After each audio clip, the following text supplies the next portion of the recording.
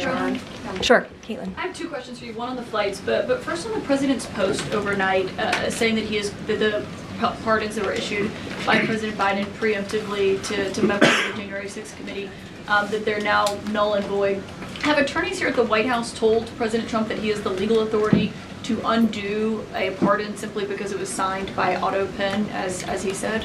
The president was begging the question that I think a lot of journalists in this room should be asking about whether or not the former president of the United States, who I think we can all finally agree was cognitively impaired. I know it took people some time to finally admit that, but we all know that to be true, as evidenced by his disastrous debate performance against President Trump during the campaign. I digress on that. But the president was raising the point that did the president even know about these pardons?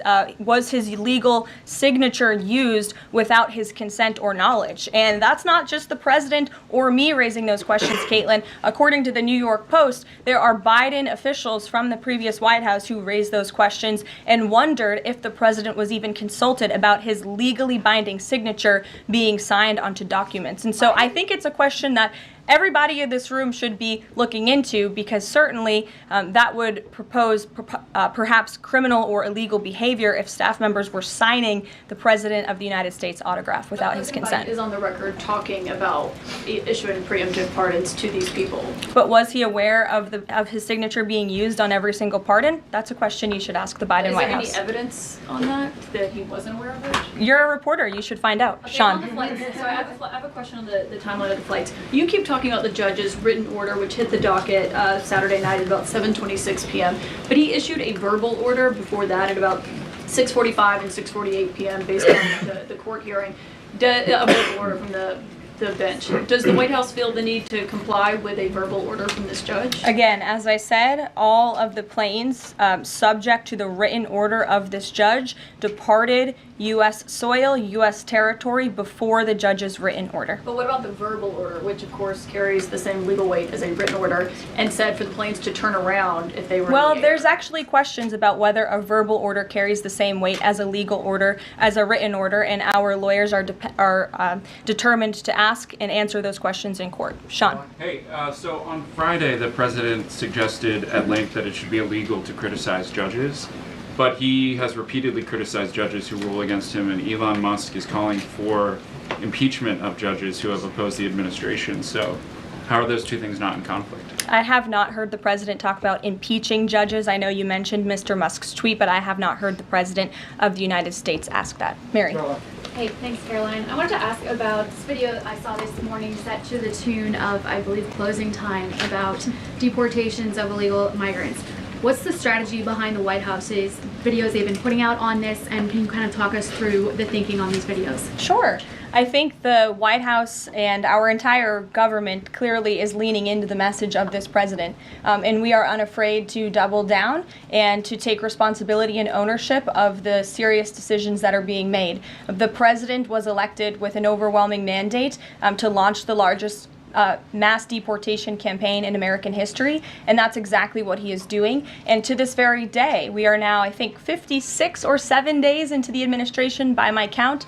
The president still receives an overwhelming public support for the policies that he is enacting. So we are unafraid to message effectively what the president is doing on a daily basis to make our communities safer. And the specific video you referenced, I think it sums up our immigration policy pretty well. You don't have to go home, but you can't stay here. Karoline. Go ahead. Thanks, Caroline. I have two questions. First, will President Trump put sanctions on Russia if the talks on Tuesday don't go as hoped? And secondly, have any illegal immigrants self-deported through CBP home yet? To your first question, it's something the president has floated, and certainly he's willing to do if necessary. I don't have anything to read out, and I would never get ahead of the president on such a serious decision. To your second question about the CBP Home app, I would have to check in with the Department of Homeland Security, but it's a great question, and we're very proud to repurpose this app, which the Biden administration abused to facilitate the mass illegal entry of illegal immigrants into our country. It was like a fast pass at Disneyland. That's not happening under this administration. We are encouraging illegal immigrants to actively self-deport to maybe save themselves from being in one of these fun videos. Caroline. Sure. John, good to see you. After President Trump strafe-bombed the Houthis yesterday, he said that if they retaliate, he was going to personally hold Iran accountable for that. Holding them accountable, what would that look like? Well, I would defer you to what the president put out this morning, John, where he said very clearly, I will read it, "Let nobody be fooled. The hundreds of attacks being made by Houthi, the sinister mobsters and thugs based in Yemen, who are hated by the Yemeni people, are all created by Iran. Any further attack or retaliation by the Houthis will be met with great force, and there is no guarantee that the force will stop there. Iran has played the innocent victim of rogue terrorists from which they've lost control, but they haven't lost control. They are dictating every move, giving them the weapons, supplying them with money and highly sophisticated military equipment, and even so-called intelligence. Every shot fired by the Houthis will be looked upon from this point forward as being a shot fired from the weapons and leadership of Iran. And Iran will be held responsible and suffer the consequences, and those consequences will be dire." That is a statement from the President of the United States just moments ago. I have nothing additional to share, but our message to Iran is you better take this president seriously, and I think the Houthis learned that the hard way this past weekend. As I said in my opening remarks, there's a new sheriff in town, and this president is not just going to sit on his hands and allow terrorists to launch attacks on commercial vessels and U.S. naval ships. Those actions will not be tolerated. Sure, Edward. Yeah, thanks. Caroline, on the economy. So after mostly a down week last week in the economy, you've been very vocal as well as other cabinet members about how we're in a transition and about how this economic transition, and there's a plan, a long-term plan for tariffs on this. How concerned is the president that the markets and Americans, for lack of a better term, will freak out over these tariffs and be concerned about a long-term plan? Sure. I think I've been asked this question and answered this question respectfully, Edward. We are in a period of transition. The president has made that clear. He also has made his belief in tariffs and what they will do for our great country clear, restoring wealth back to our country. And if you look at the president's first-term economic formula, massive deregulation, tax cuts, lowering the cost of living with an energy boom, which the American people can expect soon. Wall Street and Main Street should both be assured by what President Trump did in his first term. It's the exact same formula. In fact, I would argue it's even better this time around. And if you look at some of the economic indicators in the last week, the latest CPI report last week beat expectations. Inflation is cooling. Core inflation dropped for the first time in 4 months. The national average of the price of gas is down 42 cents from 1 year ago. And there was also a new report out this morning about wholesale egg prices. They continue to fall. A dozen eggs are now $3.10 cheaper since January 24th. First, that's a 47% decrease overall. So I think the American people do have great reason to be optimistic about this economy. And as I've said repeatedly, it continues to be true. The administration has a whole of government effort to fix the economic mess created by Biden. So the president has pointed to that April 2nd tariff deadline, so to speak. Is the tariff back and forth sort of done now?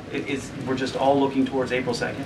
Well, I think the president would tell you that all options are always on the table, and he's always ready to respond if he feels the United States is being unfairly treated by our allies and also our competitors around the world. But yes, the April 2nd day is a big day for the country, as the president has said. Reciprocal tariffs will go into effect. We'll have more details on that as the date nears, but our entire trade team, Secretary Lutnick, Secretary Bessent, the vice president has been quite involved in these talks and discussions as well about what that will look like. And the president, as you always do, you will hear from him directly on it. Deborah Saunders, how are you?